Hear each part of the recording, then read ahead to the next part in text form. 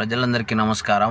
ఈరోజు ముఖ్యంగా మీడియా ముందుకు రావడం ఎందుకంటే నంద్యాల జిల్లా ముత్సుమడి గ్రామంకు చెందిన ఒక చిన్న బాలికను ఈరోజు అత్యాచారం చేసి దారుణంగా చంపేయడం చాలా బాధాకరం.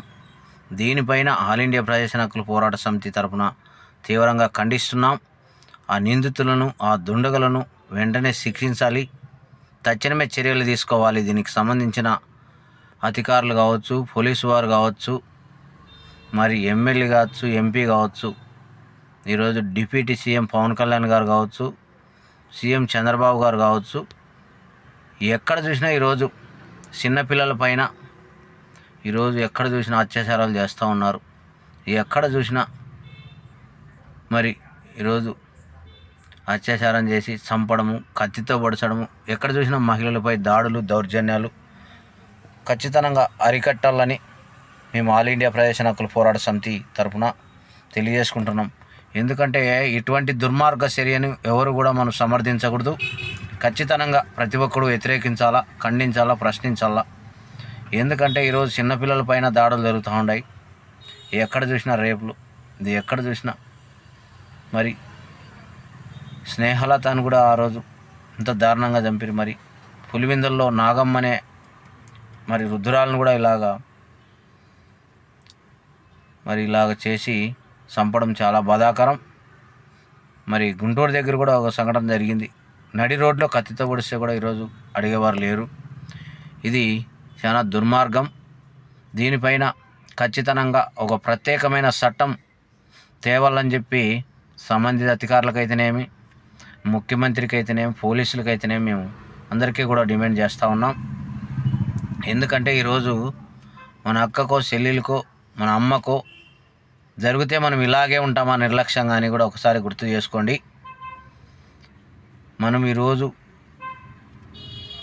గత ప్రభుత్వంలో, వైఎస్ఆర్ ప్రభుత్వంలో దిశ చట్టం తెచ్చారు. దిశ పోలీస్ స్టేషన్లు ఉన్నాయి. ఈరోజు మరి ఎక్కడ చూసినా మహిళలపైన దాడులు, దౌర్జన్యాలు, చిన్నపిల్లలపైన, పెద్దవారిపైన అంతలక్క కూడా జరుగుతూ ఉన్నాయి రాష్ట్ర వ్యాప్తంగా. ఈరోజు ఇలాగ దాడులు జరుగుతున్నాయంటే మరి చూస్తూ ఉన్నారు. ఎందుకంటే మన పాపకి ఏమేమి జరగలే కదా, పేదవాళ్ళకు మాత్రమే ఎక్కడెక్కడ అడుగున అన్యాయం జరుగుతూ ఉంది. పేదవాళ్ళపైనే దాడులు, దౌర్జన్యాలు, ఉన్న వాళ్ళపైన ఎక్కడ కూడా దాడులు, దౌర్జన్యాలు జరగలే. మన దేశవ్యాప్తంగా 31 రాష్ట్రం ఉంది.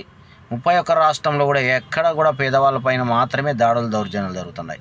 ఎక్కడ చూసినా అత్యాచారాలు, గ్యాంగ్ రేపులు, మరి దారుణంగా చంపడం ఇలాంటివి జరుగుతూ ఉన్నాయి. ఏం చేస్తూ ఉంది ప్రభుత్వం? ఏం చేస్తున్నారు ఈరోజు ముఖ్యమంత్రులు? ప్రధానమంత్రి ఏం చేస్తున్నాడు?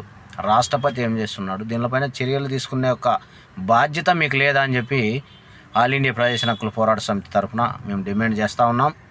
ఖచ్చితంగా రాబోయే రోజుల్లో ఇవన్నీ దాడులకు కానీ గల్లీ నుండి ఢిల్లీ దాకా కూడా మేము ఉద్యమించడానికి కూడా సిద్ధంగా ఉన్నాం. దీనికోసం ప్రత్యేకంగా మేము మరి ధర్నా చేసేదానికి కూడా సిద్ధంగా ఉన్నాం.